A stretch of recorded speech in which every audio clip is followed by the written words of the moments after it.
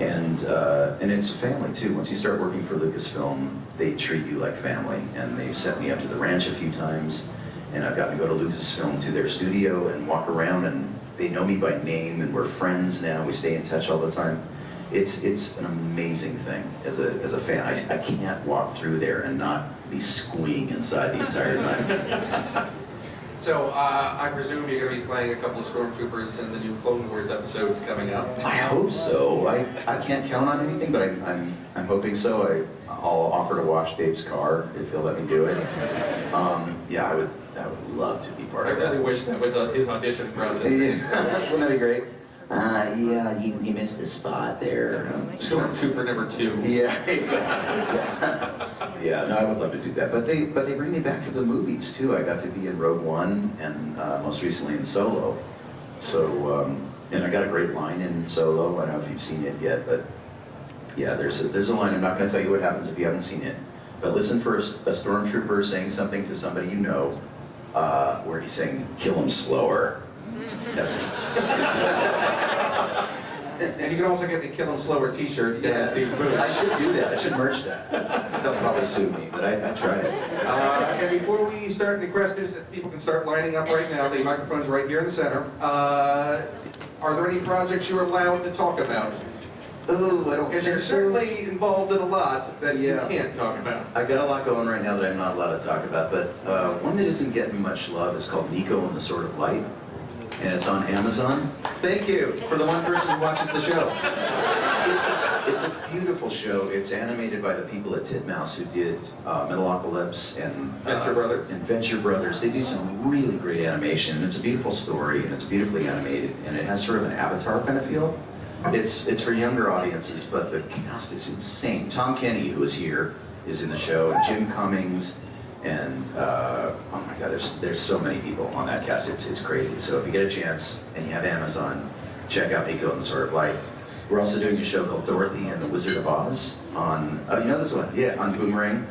Great for little kids. It's a great introduction for the Wizard of Oz franchise, and I play one of the flying monkeys named Frank. Yeah, he's just kind of cranky and always does stuff wrong. But the Wicked Witch is played by Lorraine Newman from Saturday Night Live. Tom Kenny is playing the wizard in that.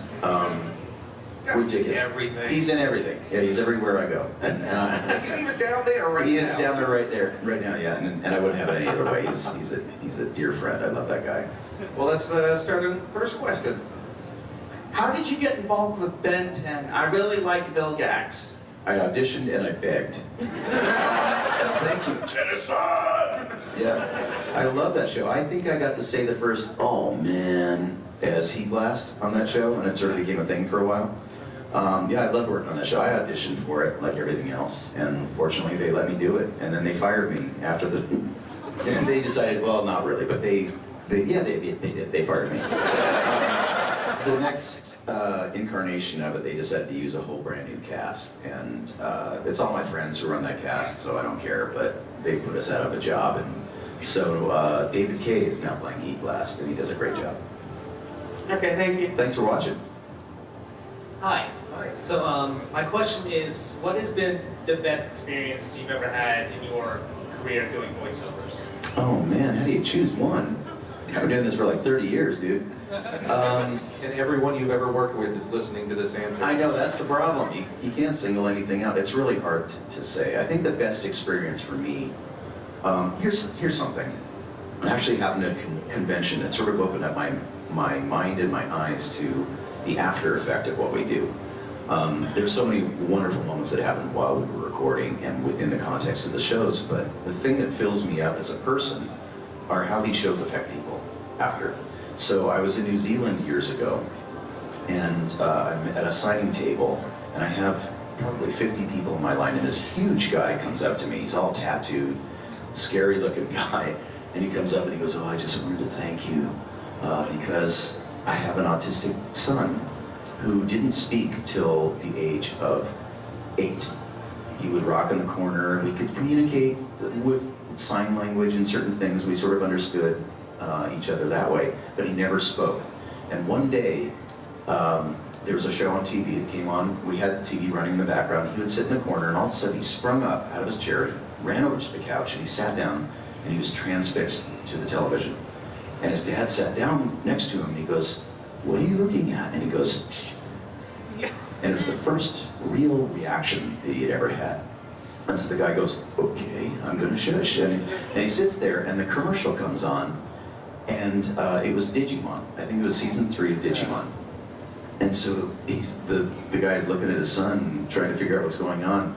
And all of a sudden the commercial comes on and he goes, "I like that, Daddy," in perfect English. He had been processing all these thoughts and feelings for 8 years without speaking. And something about his connection with that character triggered something in his brain to unlock his speech. And after that, when they started having these conversations, the whole family would watch it together when Digimon came on. And it opened up something in his brain so much that he started caring about other shows, other anime shows. And his father got him involved in otaku groups, and he had a whole lot to say that he'd been processing all this time. But it helped to make him a functional person. And so this guy's telling me the story, and I'm just sobbing. I just lost it, and this huge sumo-looking dude is just sobbing in front of me. And it changed my life that day. It made me feel like I was doing something of value out there. I thought I was just, farting and spitting into microphones and having a good time.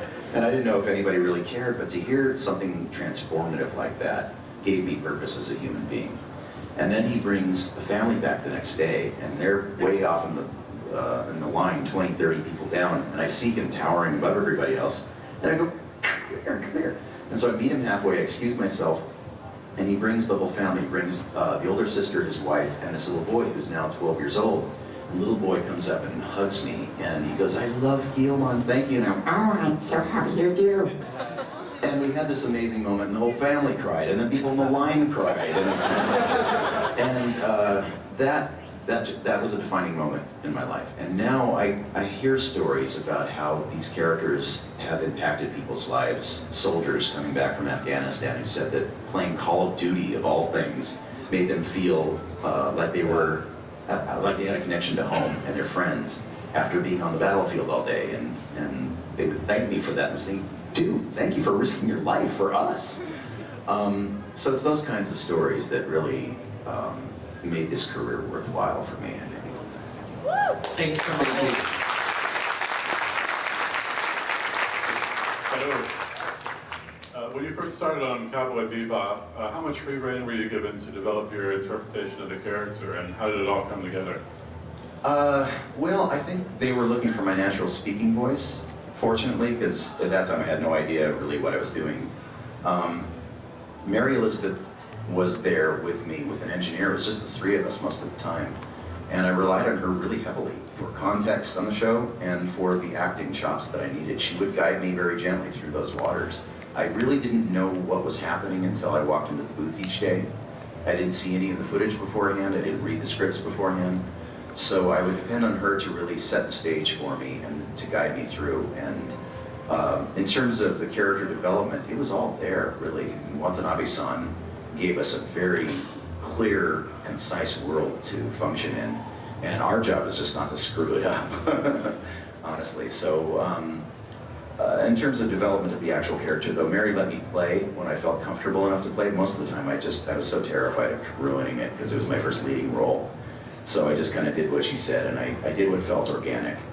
And some of the things that really helped me were the props that she would give me to work with. Every time Spike had a cigarette in his mouth, Mary would hand me a cigarette, and it was from her stash, and I would try to save it each time. And so I'd talk with the cigarette in my mouth, and it would sound really authentic. And then I would carefully pack it and put it away, and I had one of these day timers that I'd put it in for each session. And every single time I would come back to the next session, I'd try to pull it out so I wouldn't have to bug her for another cigarette. And it was just a bunch of crumbs just falling out everywhere. So it was little things like that that I felt added authenticity to the character and really helped me along.